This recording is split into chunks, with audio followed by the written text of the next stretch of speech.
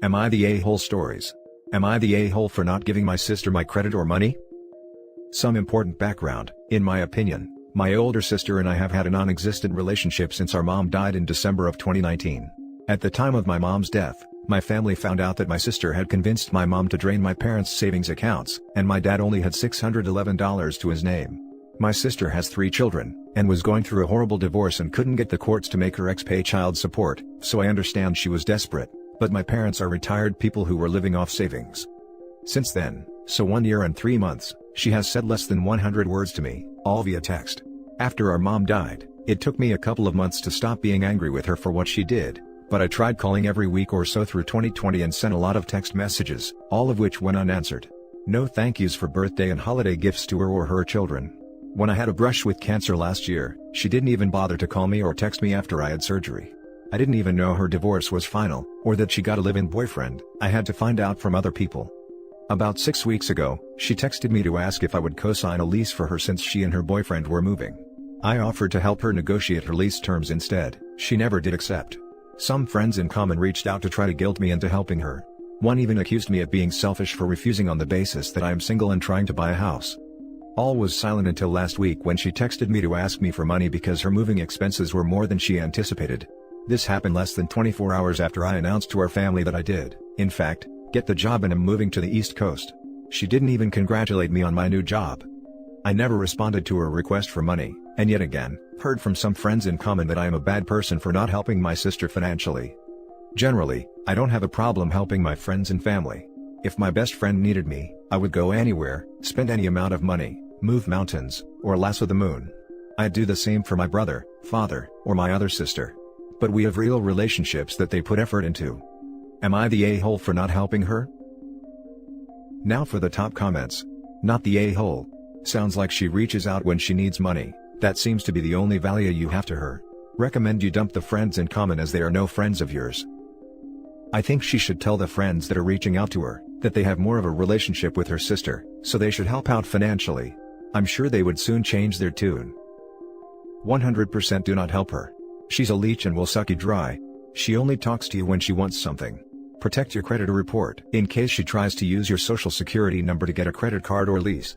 This is a situation that warrants no contact. Best wishes on your new job. Not the a-hole. She only uses people and doesn't care about you, or your parents. Let her go. I would add to cut off any friends that side with her, as they are not your friends. Obviously not the a-hole. Not the a-hole. She is not entitled to anything from you. You have no relationship, so at this point she's basically asking a stranger for money. Don't give her a dime. Tell your so-called friends to loan her their money or credit if they're that pressed.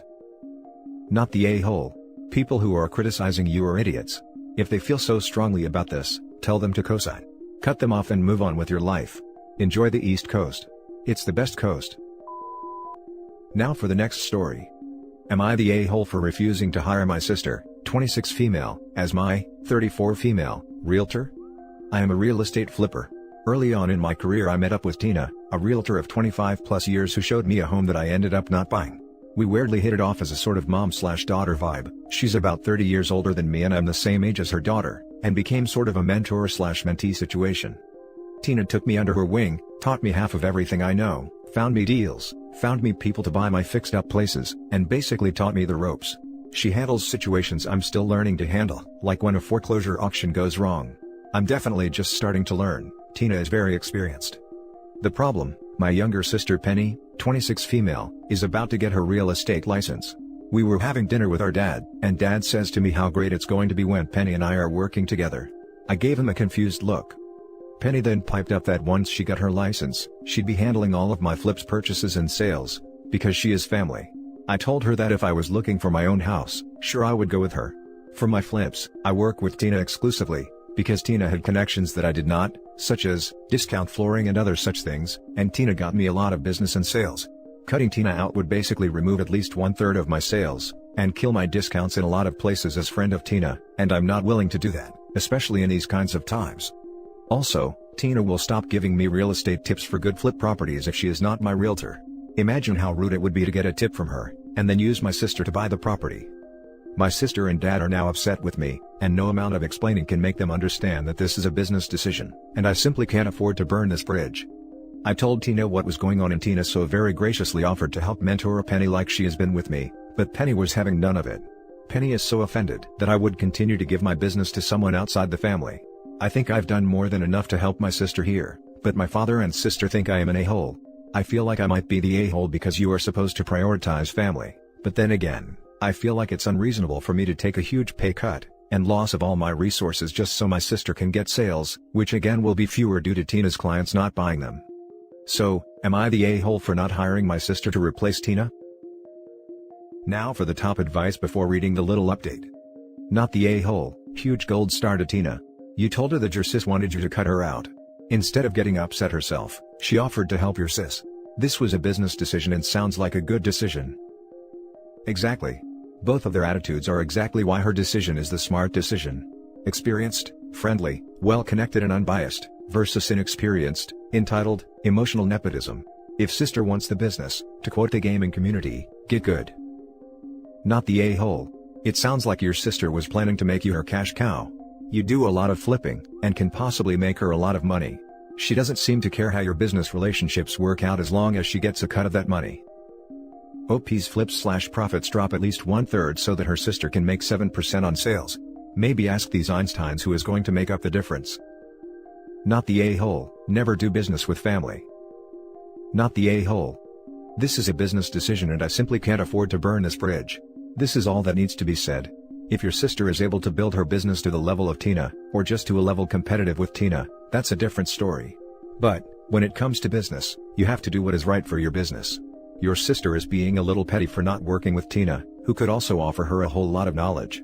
I don't understand why she would refuse that offer. Update, plot twist. Working with me was not Penny's idea. Our father told her of course I would hire her when she was out of school. We're family. Penny is a little bit naive, and a little bit airheaded is the nicest word I can come up with here. I'm sorry, I love my sister, I promise. It is 1000% plausible to me that she simply just believed my father without coming to me about it. Penny then felt like I reneged on the deal to employ her when she brought it up so casually when we had dinner, as in her mind it was settled and done. She apologized and we are both annoyed at our father, who caused this communication mess. I plan to talk to him when I'm less salty about it. Penny has said she is sorry for turning down the mentorship idea. I hadn't told Tina because I was hoping Penny would reconsider Tina's offer, and that she only said no because she was angry with me in the moment for breaking my word, but realized I'd never given it in the first place and it was all our father. I'm going to cautiously link Penny and Tina up, but I'm giving Tina a warning about Penny's potential behavior, and a complete okay to cut things off if my sister behaves unacceptably. To the person that asked me if my father had funded my business, no, but my late mother did. She left me and my sister a significant, 25% each, part of her assets, which was in the mid-six figures for us both. My dad got the rest but he has plenty of his own already. He used to love helping us out before mom passed, but stopped entirely when we received the inheritance from mom because he said we didn't need any more help. Which, fair enough. I've done well with my business. Penny has been smart with her share and invests in the stock market, our dad has taught her. To everyone calling me an evil flipper, I specialize in foreclosures and homes nobody wants. Homes that can't even get renters. Homes you can't even get financing for because they're so bad. I fix them up and make them habitable homes again when previously they are not fit for human living. If that's evil, then okay. I've evilly expanded the amount of available housing. Next story is titled, Am I the a-hole for moving out in the middle of one of my parents' big projects and not helping them? So ever since I was a kid, I've pretty much been doing hard labor for my parents. Anything from painting the whole house, to demolishing and remodeling the whole kitchen or something. This is on top of my normal obligation to keeping the house clean. The whole time, my mom has barked down my throat about how much of a screw-up I am, if I request even a day off due to illness of something. She especially held that obligation over my head by saying that I should be thankful they're having me do that and not making me pay rent. And I mean they're right, since I was dealing with some serious mental health issues that for a time prevented me from finding work, so I couldn't even pay for the rent anyway if I wanted to, and I'd need a miracle if I tried making it on my own back then.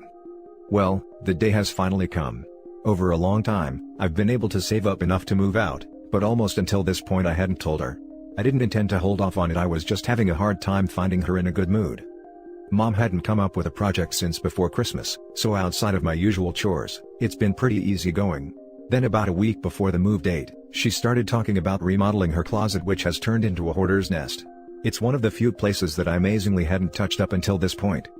Yesterday, as she was giving me jobs, I decided to come out and say it. I was actually planning on moving out pretty soon and I didn't think I'd be able to help her on this. This obviously caught her by surprise and she flipped out. She started screaming at me that I was inconsiderate and that I did this just to get out of helping her. To pull the rug from under her just to spite her.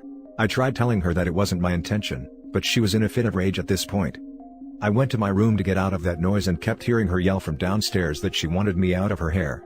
I was already packing up and I didn't have much on me to worry about, so I decided that maybe now was as good a day as any. I texted my friend to ask if I could couch surf until my move-in date, and she said yes. I leave, and that night mom sent me a huge string of texts that I ignore. Then this morning I get a Venmo request for $2,500 from mom. I call and ask her what's going on, and she said that if I don't want to help her do the project, then I have to pay rent on the months I spent sitting on my butt. I try telling her that doesn't make sense and I never agreed to that, but she was adamant and started telling me how she and dad are aging and can't make it on their own, which is why she needs my money. I hung up, but it's been a few hours and I can't stop ruminating on it. Was what I did wrong? Am I the a-hole for not giving her enough heads up and not being there for her?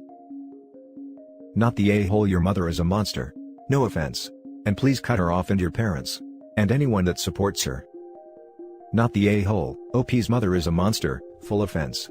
I don't know the ages, but it sounds like OP was being treated as little than free labor, and now that they won't do work for them anymore, now they want cash. Absolutely should go no contact. Also, ignore that Venmo request. I don't use it, so I'm not sure if you can delete it. But you have no legal obligation to pay for anything. Not the a-hole, she can't ask for retroactive rent. Especially if there was no documentation saying what rent would be. She is trying to guilt you, so don't send her any money. If I were OP, I'd send an invoice for every project and hour of labor spent on their house, and then subtract their retroactive rent payment from that. Not the a-hole, your mom is an abusive POS, don't give her a dime, and I'd recommend going low contact with her for your own good.